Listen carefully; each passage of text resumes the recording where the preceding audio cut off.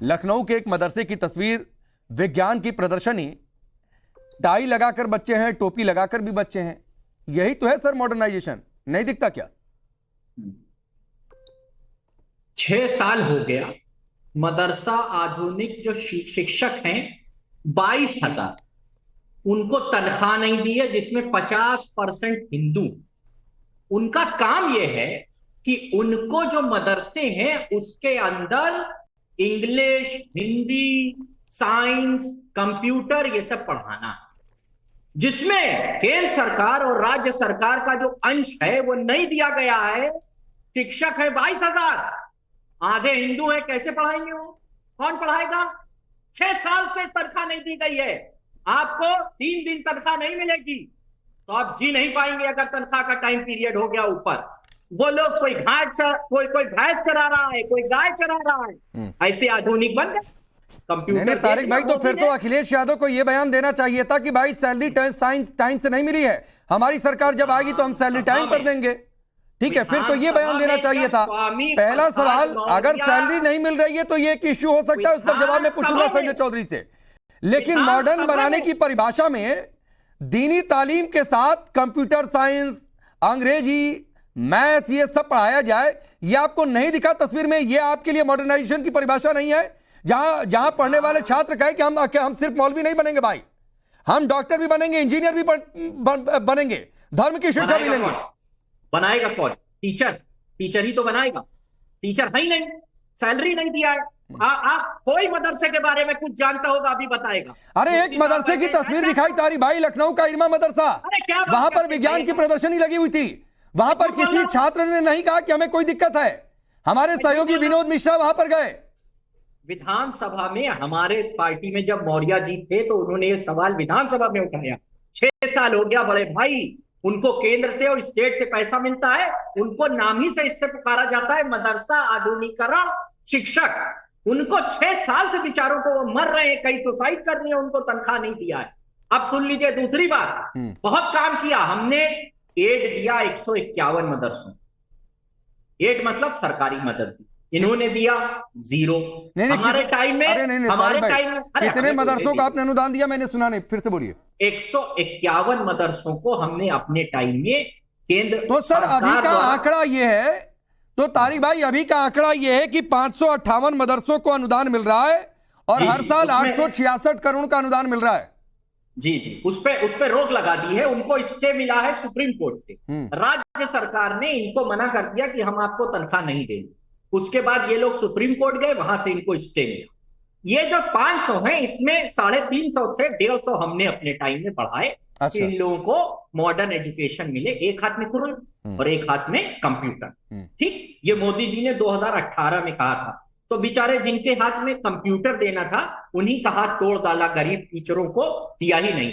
3500 करोड़ रुपए समाजवादी पार्टी के टाइम में 2017 में अल्पसंख्यक कल्याण विभाग का बजट था, जो आज 1200-1300 करोड़ का भी नहीं है। बड़ा बढ़िया कल्याण हो रहा। नहीं, अब आपने जितनी बातें कही तारिक भाई, मेरे पास 2 फैक्ट चेक है इसका।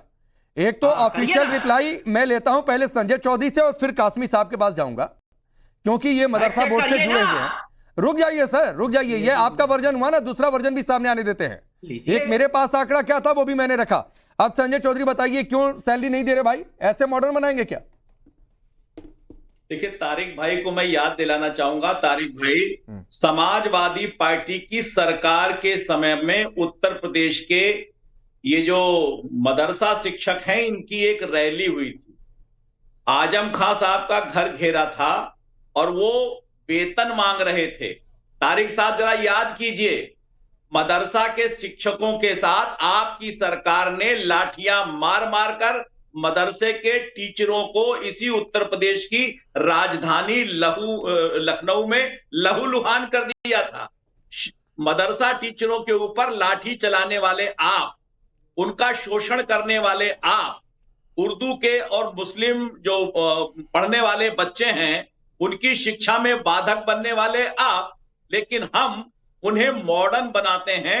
ये उत्तर प्रदेश की मदरसा की शिक्षा की व्यवस्था की आज की स्थिति है। आप बताइए, मदरसों का मॉडर्नाइजेशन तो तभी हुआ ना जब भारतीय जनता पार्टी की सरकार आई। मुस्लिमों के हित में किया गया हर निर्णय, उसके पीछे भारतीय जनता पार्टी है। और आप मुस्लिमों का केवल शोषण करते हैं, ये दिखाइए, ये आप दिखाइए कि मदरसा बोर्ड के शिक्षकों के साथ उत्तर प्रदेश में लाठियां कब चली और कब वो मारे गए। आपकी सरकार में मारे गए, हमारी सरकार के समय में मदरसा के शिक्षकों का एक भी प्रदर्शन नहीं हुआ। ये बताने के लिए पर्याप्त है कि मदरसों की व्यवस्था। एक मिनट संजय चौधरी जी, एक तो तारिक खान जी ये जो दिखा रहे हैं वो दिख नहीं रहा है सर, तो आप बता दीजिए, जानकारी दे दीजिए जो संजय चौधरी बोल रहे हैं। अगर कुछ फैक्ट चेक आपके पास है तो वो सामने रख दीजिए, लेकिन ऐसे इधर उधर की साइड खोल खोल के मत दिखाया करिए, ना तो दिख रहा है। मदरसों के 21,216 आधुनिक शिक्षकों को नहीं मिला वेतन 6 वर्षों से। ये एक पेपर ने नहीं छापा है। और आप सुन लीजिए, जहां पर उत्तर प्रदेश में धरना स्थल बना हुआ है, वो 2-3 साल से बेचारे वहां धरना दे रहे हैं। उसमें हिंदू भी है, सिर्फ मुसलमान नहीं है। उसमें से एक साहब बीजेपी के संगठन मंत्री भी हैं। इनके जो शिक्षक का इनका जो ऑर्गेनाइजेशन है, मैं जा चुका, मिल चुका, मेरे कुछ जानने वाले भी हैं उसमें। भाई उनको सैलरी तो दे दीजिए, तभी तो मॉडर्न बनेगा। ठीक है, ठीक है। संजय चौधरी एक रिप्लाई कर दीजिए। और ये स्क्रीन पर हमने एक तस्वीर रखी हुई है जहां पर मुस्लिम बेटियां कह रही हैं कि उन्हें क्या बनना है और कितनी खुश है मदरसों की व्यवस्था से। जरा वो तस्वीर भी तारिक भाई आप देखते रहिए ध्यान से। बोलिए संजय चौधरी। राकेश जी, तारिक भाई से पूछिए ना, मैं तो कह रहा हूं इनसे कि क्या कारण है कि आपकी सरकार जब बनती है तो इन्हीं मदरसा बोर्ड के शिक्षकों पर समाजवादी पार्टी के समय लाठीचार्ज होता है। ये उत्तर प्रदेश की राजधानी लखनऊ में लाठियां मार मार कर लहूलुहान कर दिए जाते हैं, लेकिन हम जो मॉडर्नाइजेशन चलाते हैं। नहीं तो हो सकता है कि लाठियां मारना इनके हिसाब से मॉडर्नाइजेशन हो, मॉडर्न बनाने का तरीका हो सकता है। मैं आता हूं संजय चौधरी, यार शमून कासमी जी कुछ कहना चाह रहे हैं सीधे तारिक भाई से। उन्हीं के शिक्षकों के पैसे के लिए बात ये चेयरमैन है उत्तराखंड में मदरसा एजुकेशन काउंसिल के, और उत्तर प्रदेश में भी मदरसों की व्यवस्था से जुड़े हुए हैं। बोलिए कासमी साहब, जो बातें कही है तारिक खान जी ने, और क्या आपको लगता है कि वाकई मॉडर्न हुआ है? क्योंकि ये तस्वीर देखिए जहां पर, और ये बड़ी सुखद तस्वीर है कि एक और देखिए टोपी लगाकर बच्चे हैं, टाई लगाकर भी बच्चे हैं। तो यही तो है आधुनिकीकरण, या कुछ और है? शायद तारिक भाई के हिसाब से कुछ और है। देखिए, मैं उत्तराखंड मदरसा एजुकेशन बोर्ड के अपने माननीय मुख्यमंत्री श्री पुष्कर सिंह धामी जी, उन्होंने 2023 में मुझे वहाँ का चार्ज दिया और हमने उन मदरसों को आधुनिकीकरण से लैस किया। और आज बहुत ही उसकी बात में ये खुशी की बात है कि 96% बच्चे हमारे NCERT का कोर्स पढ़ के उन्होंने अपना रिजल्ट दिया, और उसमें बच्चियों का और बच्चों का दोनों का प्रदर्शन बहुत शानदार रहा। हमने पहली बार उन्हें अरबिक और धार्मिक चीज़ के साथ साथ आधुनिकीकरण से जोड़ने के लिए NCERT का कोर्स पढ़ाया। माननीय मुख्यमंत्री श्री पुष्कर सिंह धामी जी का यही विज़न था। उन्होंने हमसे कहा कि माननीय प्रधानमंत्री का विज़न कि एक हाथ में कंप्यूटर दूसरे हाथ में कुरान, हमने उसे प्रैक्टिकल काम किया उत्तराखंड में। और माननीय मुख्यमंत्री जी ने कहा हमसे कि भाई ये बच्चे इंजीनियर बने, डॉक्टर बने, IAS और IPS बने। अब मैं उस पर हम गामजन हैं और आगे बढ़ रहे हैं, और हमारा जो उत्तर प्रदेश है वो भी इन सारी चीज़ों को आगे लेके चल रहा है।